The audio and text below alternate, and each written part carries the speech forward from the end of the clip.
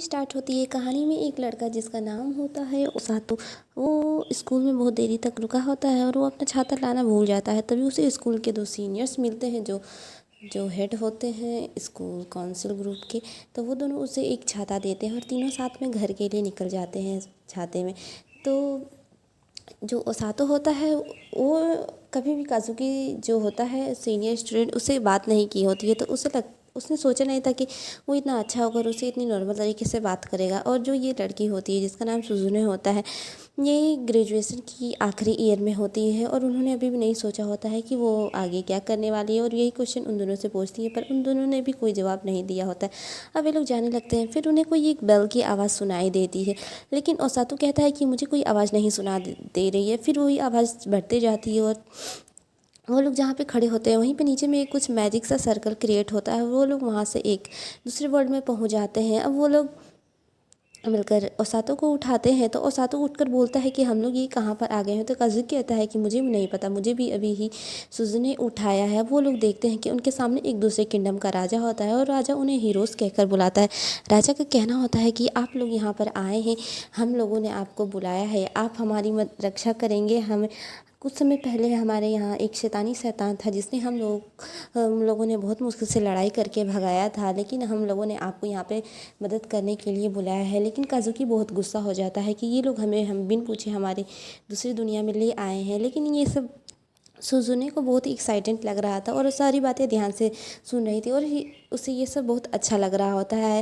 लेकिन काजुकी बहुत गुस्सा होता है और वो बोलता है कि आप लोगों ने हम लोगों को यहाँ पर ले आया है, लेकिन हमारी फैमिली का क्या होगा, हम लोग यहाँ पे क्या करेंगे, हमारा अब क्या होगा, ऐसे ही और सब सवाल। लेकिन ओसातो उन्हें शांत करवाते करते कहता है कि आप शांत हो जाइए, नहीं तो गुस्सा करने से कुछ भी नहीं होगा और अगर हम लोग गुस्सा करेंगे तो ये हमारे लिए ही नहीं अच्छा होगा। और कुछ वहाँ के जो गार्ड्स होते हैं वो उन सब पर हथियार दिखाने लगते हैं।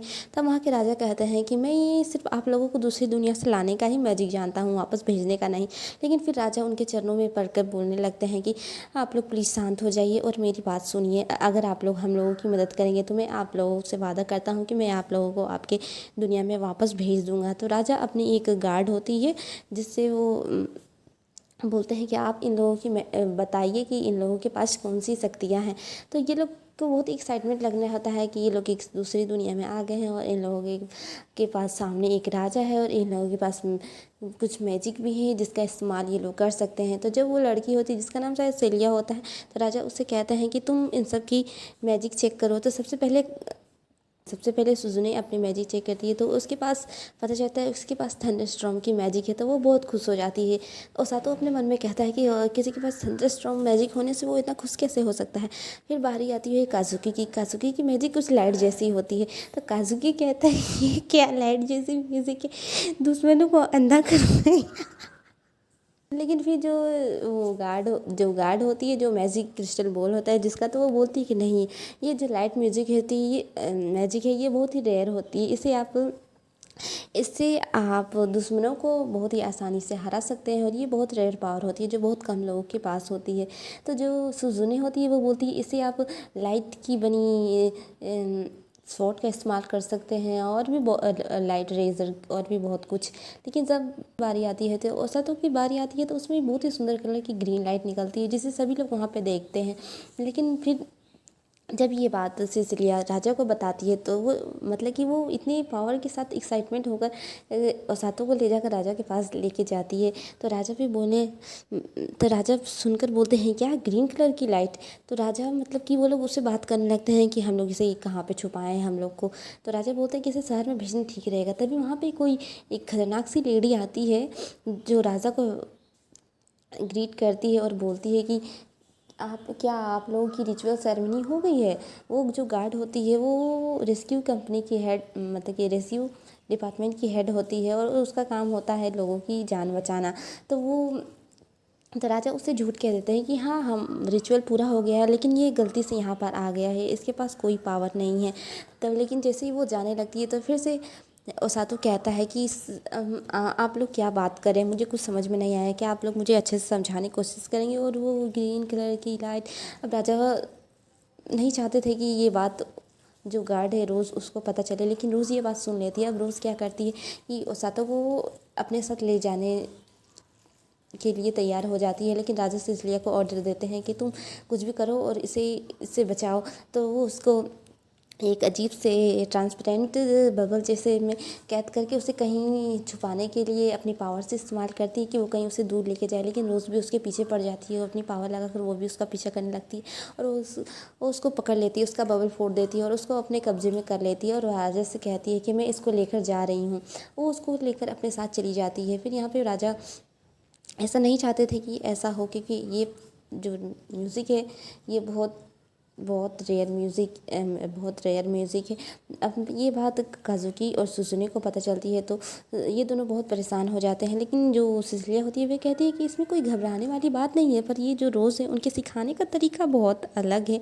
तो वो अब ये सुनकर सुज़ुने कहती है कि फिर तो इसमें डरने वाली कोई बात नहीं है। लेकिन अब दिखाया जाता है कि काज़ुने आ गया होता है रोज़ के पास, तो रोज़ उसको अपने रहने के ठिकाने पर लेके आ गई होती है। तो उसके 4-5 स्टूडेंट्स होते हैं रोज़, जिससे उन्हें मनाने के लिए कहती है। वो आते हैं और काज़ुकी को मतलब ऐसे इंट्रोड्यूस करते हैं। ये देखकर तो डर ही जाता है काज़ुकी और बोलता है कि ये लोग ऐसे लोगों को इंट्रोड्यूस करें और देखने में कैसे भूत जैसे हैं, इनके तो देख ही नहीं लग रहा कि ये सब कोई स्टूडेंट्स हैं यहाँ के, और इन लोग मेरे अंदर से तो ये बहुत आवाज़ आ रही है कि मैं यहाँ पर भाग जाऊँ और यहाँ पर थोड़ी देर के लिए भी ना रुकूँ। लेकिन जो तो टीचर होती है एक स्टूडेंट्स को लात मारते हुए कहती है तुम लोग बस दूर हटो, इसे डराओ मत मेरे स्टूडेंट को। तो टीचर जो रोज़ होती है वो बोलती है कि ये लोग बस स्टूडेंट्स हैं मेरे, लेकिन इनके पास कोई भी मैजिक नहीं है, ये लोग बस मेरे ऐसे ही स्टूडेंट्स हैं।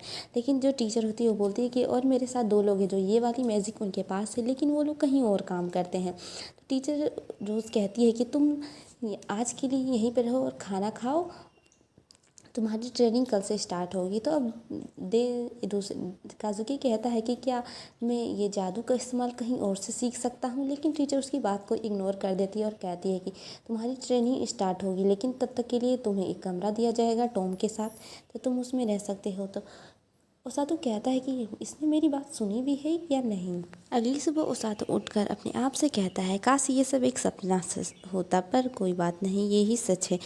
फिर कोई कहता है कि ओसातो तुमसे कोई मिलने आया है। ये दोनों काज़ुकी और सुज़ुने होते हैं जो ओसातो से मिलने आए होते हैं, क्योंकि ओसातो उनसे अलग हो गया था, किसी ने उसे उठाकर दूसरी जगह पर रखा है। इससे काज़ुकी और सुज़ुने दोनों को ओसातो की चिंता हो रही थी। ओसातो अपने मन में कहता है मुझे मेहनत करके स्ट्रॉन्ग होना है ताकि मैं अपने दोस्तों की मदद कर सकूं। ओसातो कहता है अपने दोस्तों से मैं तो ठीक हूँ, मेरी ट्रेनिंग आज से स्टार्ट होगी, लेकिन पता नहीं बाद में मैं ज़िंदा भी रहूँगा या नहीं, क्योंकि मेरी जो टीचर रोज़ है वो बहुत डेंजरस और दिखने में स्ट्रिक्ट और किसी पर मर्जी नहीं दिखाती है। ओसातो के दोस्त अपने काम से चले जाते हैं।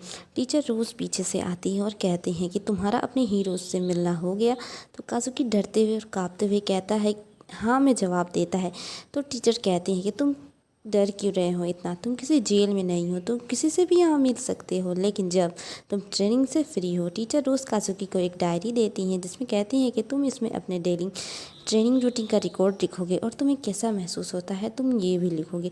ओसातो और टीचर रोज़ खुले आसमान में नीचे होते हैं। ओसातो अपने मन में कहता है मुझे लगता है कि ट्रेनिंग मुश्किल होगी, लेकिन ये तो बहुत आसान लग रही है। टीचर उससे सवाल पूछती है तुम्हें कैसा महसूस हो रहा है। ओसातो कहता है कि मुझे यहाँ गर्माहट सी महसूस हो रही। टीचर कहती है ये तो तुम्हारी शक्तियों की वजह से है, लेकिन तुम्हें अपनी ट्रेनिंग के समय इसे अपने आप से अलग करना होगा। तो ओसातो को समझ में नहीं हो रहा होता है कि टीचर क्या कहती है। टीचर रोज़ ओसातो को एक कमरे में लेके आ गई होती है और उसे एक बुक पढ़ने के लिए कहती हैं, पर ओसातो कहता है कि मैं ये बुक नहीं पढ़ सकता हूँ, आप मुझे इसे पढ़ने के लिए क्यों कह रही हैं। टीचर फिर भी उसे कहती हैं बुक पढ़ने के लिए, तो ओसातो कहता है कि मैं आपकी लैंग्वेज नहीं जानता और मैं ये बुक कैसे पढ़ सकती हूँ। तो टीचर उसे कहती है तुम पहले बुक खोलो तो सही। फिर ओसातो बुक खोलता है और देखता है कि वो इन सब लैंग्वेज को समझ पा रहा है और पढ़ पा रहा है। तो टीचर रोज़ उसे कहती है कि जब भी कोई हमारी दुनिया में आता है तो उसे हमारी लैंग्वेज जानने और समझने की मैजिक पहले से ही उसे मिल गई होती है। तो ओसातो कहता है कि टीचर ये बात आपको तो मुझसे पहले ही बतानी चाहिए थी ना। टीचर रोज़ उसे दिखाती है कि ये है लिंगर साम्राज्य और इसके सामने जो इलाका है ये हमारे दुश्मनों का है। तो ओसातो कहता है कि ये तो इसके बहुत करीब ही हो। तो टीचर कहती है कि हाँ तुम बिल्कुल सही समझे हो, इसी वजह से ये लोग हमारे ऊपर हमेशा हमला करते रहते हैं और हम पर नज़र टिकाए रहते हैं, इसलिए हम लोगों को इनसे लड़ाई करनी है।